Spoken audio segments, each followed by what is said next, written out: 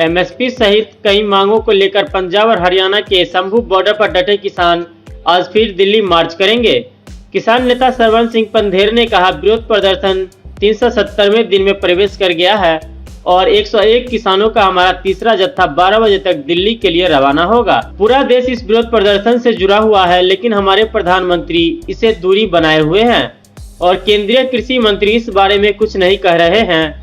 सरकारी एजेंसियां यह सुनिश्चित करने की पूरी कोशिश कर रही है कि मोर्चा जीत न पाए। किसानों के दिल्ली चलो मार्च को देखते हुए पुलिस प्रशासन अलर्ट हो गया है। शंभू बॉर्डर पर सुरक्षा और कड़ी कर दी गई है। किसानों के मार्च के मद्देनजर हरियाणा के अंबाला के कुछ हिस्सों में इंटरनेट सेवाएं आज सुबह 6 बजे से 17 दिसंबर रात 12 बजे तक निलंबित कर दी गई है। संयुक्त किसान मोर्चा और किसान मजदूर मोर्चा के बैनर तले किसान 13 फरवरी से पंजाब और हरियाणा के बीच शंभू और खनौरी सीमा पर डेरा डाले हुए हैं। किसानों के एक समूह ने 6 दिसंबर और 8 दिसंबर को पैदल दिल्ली में प्रवेश करने का प्रयास किया। हरियाणा में सुरक्षा कर्मियों ने उन्हें आगे बढ़ने की अनुमति नहीं दी। प्रदर्शनकारी किसान आज फिर से मार्च करने का प्रयास करेंगे। हरियाणा के अधिकारियों द्वारा पिछले 2 मौकों पर दिल्ली तक पैदल मार्च करने की अनुमति नहीं देने का जिक्र करते हुए किसान नेता पंधेर ने कहा कि सरकार को बताना चाहिए कि पैदल चल रहे 101 किसान कैसे खतरा पैदा कर सकते हैं। पंधेर ने कहा कि किसानों के आंदोलन तेज करने से पहले सरकार को बातचीत करनी चाहिए। एक प्रश्न के उत्तर में पंधेर ने डल्लेवाल की स्वास्थ्य स्थिति को गंभीर बताया तथा कहा कि आमरण अनशन शुरू करने के बाद उनका वजन 14 किलो कम हो गया है।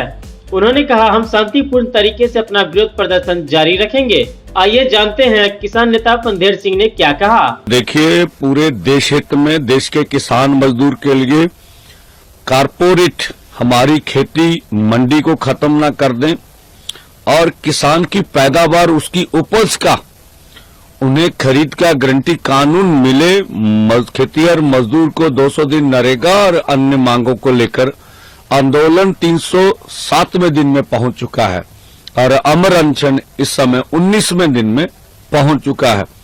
आज हमारा तीसरा जत्था 101 किसान का मजदूर का जो है दिल्ली की ओर कूच करेगा। समय होगा 12 बजे, जिसकी अगुवाई जसविंदर सिंह जी लौंगोवाल, मलकी सिंह जी गुलामी वाला और हमारे और साथी भंगाला जी हैं और भी लीडर्स होंगे जो इनकी अगुवाई करेंगे। और देखिए, पूरा देश किसान मजदूर आंदोलन से जुड़ा हुआ है, लेकिन स्वयं प्रधानमंत्री जी इस आंदोलन से अपनी दूरी बना के रख रहे हैं।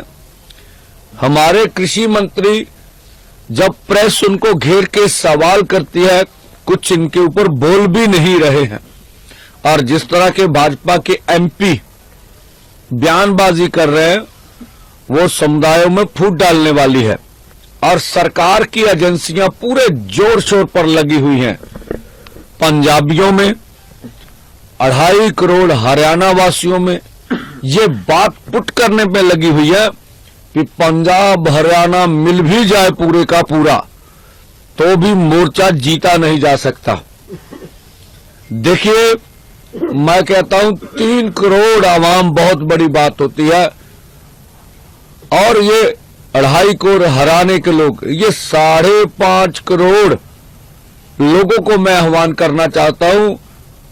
अब जिस तरह से आपने मन बना लिया है, आप अगर इकट्ठे होकर इस मोर्चे को जिस तरह से सपोर्ट करना शुरू कर रहे हैं, पूरा देश का 140 करोड़ लोग आपकी सपोर्ट में आएंगे। और हमारा मानना है, कोई भी सरकार कितनी भी बड़ी क्यों ना हो, उस सरकार के पीछे कारपोरेट घराने क्यों ना हो, लेकिन देश के लोगों से बड़ी नहीं होती सरकार। देश किसी पार्टी से नहीं बनता, देश 140 करोड़ किसान मजदूर और आम लोगों से बनता है, ऐसा हमारा मानना है।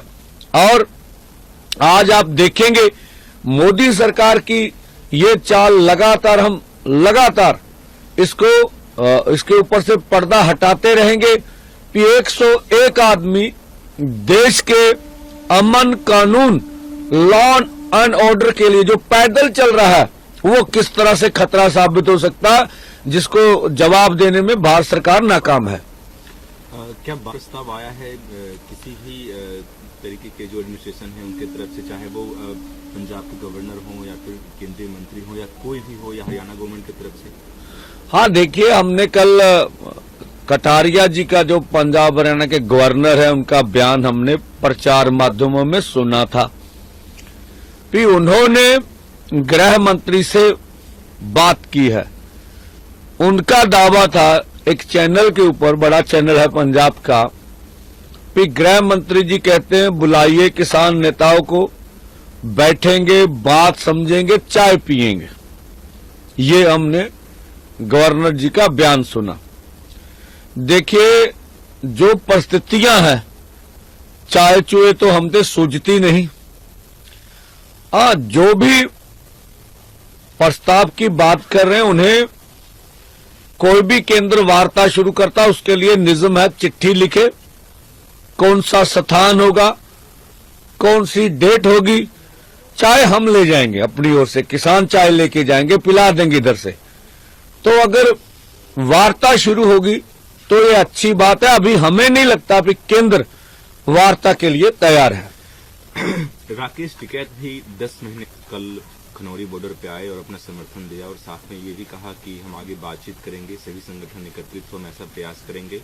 आज बजरंग पुनिया भी आपके दिल्ली चलो मार्च से यहाँ पे शंभू बॉर्डर पे वो जुड़ने आ रहे हैं। देखिए, जहां तक जो यूनियन सभी दिल्ली आंदोलन 2 में बाहर रह गई, अगर उन्होंने खनौरी बॉर्डर पर आके समर्थन दिया, उसका धन्यवाद। हमारा प्रयास लगातार जारी है कि जो भी यूनियन अभी दिल्ली आंदोलन 2 से बाहर हैं,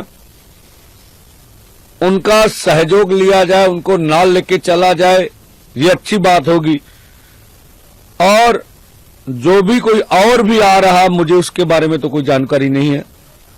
आपका जत्था फिर से जाएगा सर दिल्ली की ओर, पैदल मार्च करेगा, हरियाणा पुलिस परमिशन मांगेंगे, परमिशन आपके पास होगा नहीं, फिर वो क्लेश होगा, आंसू गैस के गोले छोड़े जाएंगे। बचने के लिए क्या कुछ करेंगे, क्या रणनीति रहेगी आपकी वहां पे? हाँ, देखिए, हमारा जत्था देश के किसान मजदूर के हित के लिए और अपनी उपज का उचित दाम लेने के लिए हर बलिदान के लिए तैयार होगा।